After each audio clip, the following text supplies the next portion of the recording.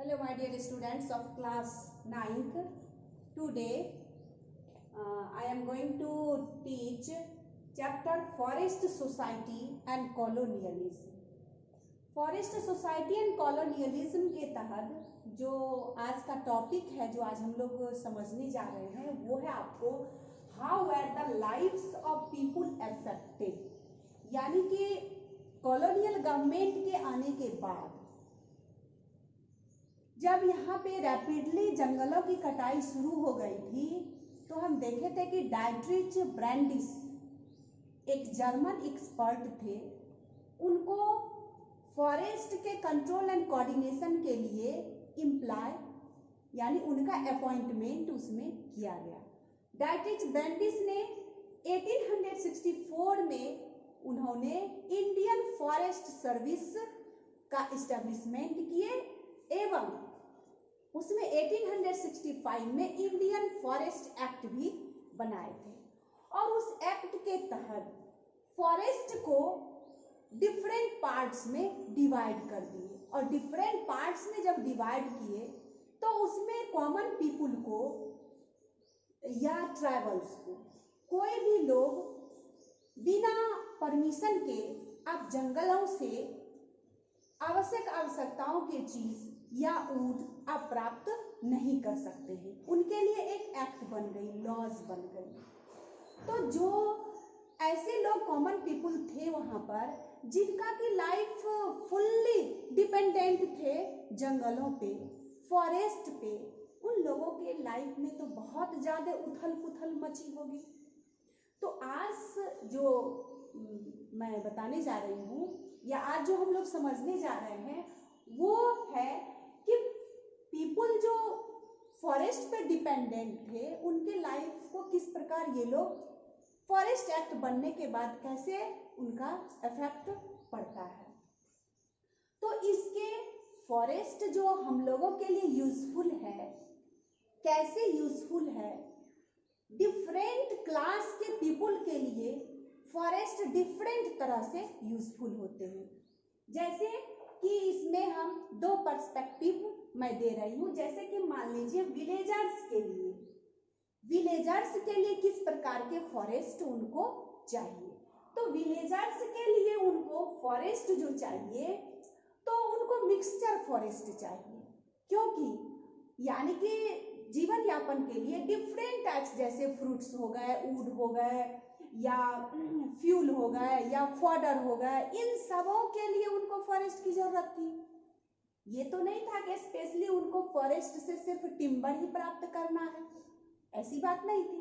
Villagers के जो needs भी थे वो डिफरेंट टाइप्स ऑफ नीड्स थे, इसीलिए उनको डिफरेंट स्पीसीज का पेड़ चाहिए। कभी हर्ब्स भी चाहिए मेडिसिन बनाने के लिए, कभी फ्रूट्स भी चाहिए भोजन के लिए, कभी किसी सामान की जरूरत हो, जैसे कप बनाना हो, प्लेट्स बनाना हो, तो इन सब चीजों के लिए उनको फॉरेस्ट की जरूरत पड़ती थी।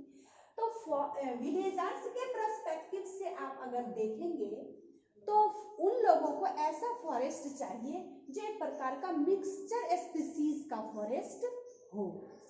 तो ये हो गया आपको विलेजर्स के लिए।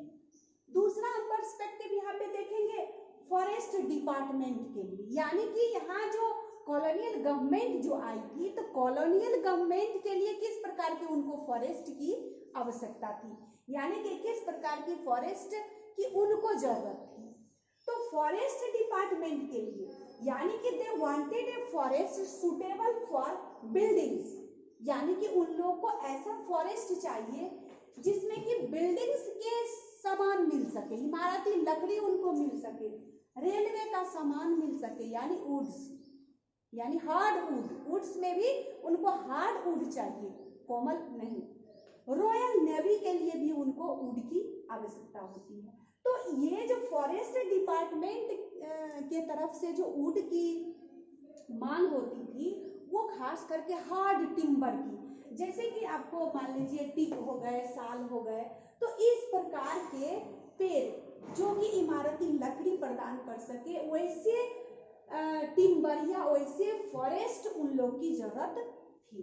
तो इस प्रकार हम देखेंगे कि विलेजर्स के लिए अलग उनकी डिमांड है फॉरेस्ट का, और forest department it means colonial government जो एक प्रकार से कॉमर्शियल पर जो आधारित था, तो उनके लिए अलग फॉरेस्ट की जरूरत पड़ती थी।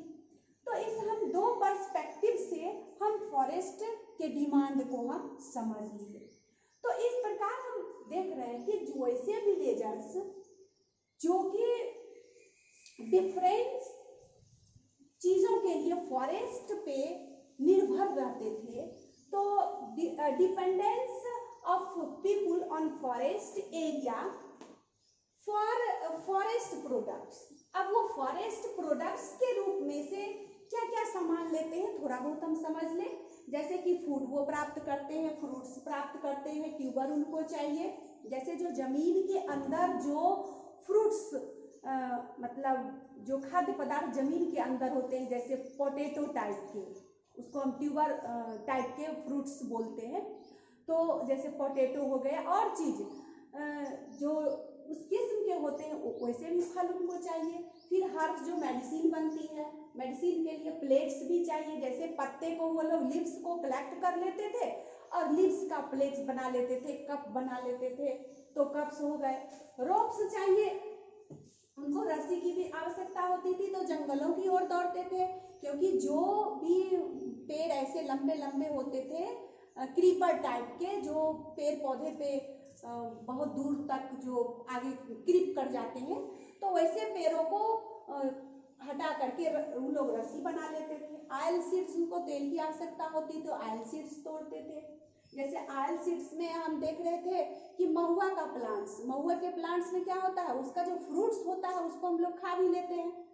और महुआ जब फ्रूट्स जो खा लेते हैं, तो फ्रूट्स होने के बाद उसमें एक फल लगती है जिसको कि हम बाद में ऑयल उसका तैयार कर लेते हैं। तो वैसे सीड्स की भी आवश्यकता होती है। वाटर बॉटल की भी उनको आवश्यकता होती है, तो जंगलों पे वो डिपेंडेंट होते हैं वाटर बॉटल। जैसे कि आप पंपकिन का फल देखे होंगे, तो जैसे कि जंगलों में ढेर सारे पंपकिन है, कुछ पंपकिन लोग खा गए, कुछ पंपकिन जो नहीं खाए तो बाद में वो सूख जाता है, तो बीच में जो उसका पार्ट्स होता है उसको हम हटा लिए, और वो कड़ा वाला जो हार्ड पार्ट्स होता है, उस हार्ड पार्ट्स के बीच में एक भाग शेष बच जाता है, उसमें आप पानी रखें या कोई चीज भी कलेक्ट करके रखें तो आराम से रह सकता है। तो वैसे वाटर बोतल भी उनको मिल जाते थे जंगलों से। फिर देखिए एग्रीकल्चर का भी काम करते थे जंगलों में। फिर ग्रेजिंग देयर कैटल्स, यानी कि अपने मवेशी को भी जंगलों में वो लोग ग्रेजिंग के लिए ले जाते थे। फिर मान लीजिए हंटिंग का काम भी होता था, तो हंटिंग फूड के लिए या लेदर के लिए जो भी हो, तो वो हंटिंग का काम भी करते थे, तो वो जंगलों पे ही डिपेंडेंट होते थे। फिशिंग हो गए, या अब ये सारे काम जो वो करते थे, तो इनमें जो जंगल उनके लिए इतने बड़े यूजफुल होते थे, इम्पोर्टेंट्स होते हैं, तो कॉलोनियल गवर्नमेंट के द्वारा यानी डायट्रिच ब्रांडिस के द्वारा जो फॉरेस्ट एक्ट बनी, तो ये सारे वर्क उनको इलीगल हो गए। यानी कि आप अगर ये सारे काम करेंगे तो अगर आप पकड़ में आ जाते हैं तो आपको पनिशमेंट देना होगा, ब्राइब देना होगा, या कुछ भी टैक्स देना पड़ेगा। तो ये सारे कामों को जो विलेजर्स करते थे, इन सारे कामों को इलीगल घोषित कर दिए। तब लोग क्या करेंगे? भोजन नहीं करेंगे? ऐसा तो हो नहीं सकता है, ऐसा तो नहीं हो सकता है। घर नहीं बनाएंगे, ये भी तो नहीं हो सकता है। तो ये सारे जो उनकी आवश्यकता की जो चीज थी, जो वो लोग फुल्ली डिपेंडेंट होते थे जंगलों पे, तो या तो उनको चुरा के लाना पड़े, या जैसे भी जीवन है तो जीना पड़ेगा। तो इन सारे चीजों को वो लोग क्या करना शुरू किए? तो चुराना शुरू किए। यानी कि due to this people were forced to steal wood, यानी कि कॉलोनियल गवर्नमेंट के द्वारा जो एक्ट बनी, तो वो एक्ट के तहत वैसे लोगों को ये सारे सामान जो पहले आराम से जंगलों से काट के ले आते थे या कलेक्ट करके ले आते थे, अब उनको उन सब चीजों को चुराना पड़ता था, चोरी करना पड़ता था ये डिफरेंट आइटम्स को प्राप्त करने के लिए। और जब उनको चोरी करना पड़ता था, तो चोरी में दो बात होगी, या तो आप नहीं पकड़ाएंगे, चोरी किए वहां से निकल गए तो कोई बात नहीं, लेकिन जब आप चोरी कर रहे हैं और चोरी करते हुए आपको फॉरेस्ट गार्ड पकड़ लेती है, तब क्या होगा? तो आप उसको पनिशमेंट दी जाती थी विभिन्न तरीके से, उनसे ब्राइब्स लिया जाता था, या बेगारी जैसे कुछ काम होते थे वैसे काम फॉरेस्ट डिपार्टमेंट उनसे लेते थे। यानी कि पनिशमेंट तो करते थे लेकिन डिफरेंट तरह से। तो एक तरह से उनको क्या हुई, एक प्रकार से एक हरासमेंट होती थी। तो ये हरासमेंट ही उनके लाइफ को ये कॉलोनियल गवर्नमेंट के द्वारा जो रूल बनी वो बहुत ज़्यादा इफेक्ट करते हैं। तो अब इसमें नेक्स्ट वीडियो में हम देखेंगे कि अभी का जो हम ये चीज़ हम लोग जो सीख रहे हैं, इसमें दो चीज सबसे ज्यादा इफेक्ट हुई। वो आपको हो गया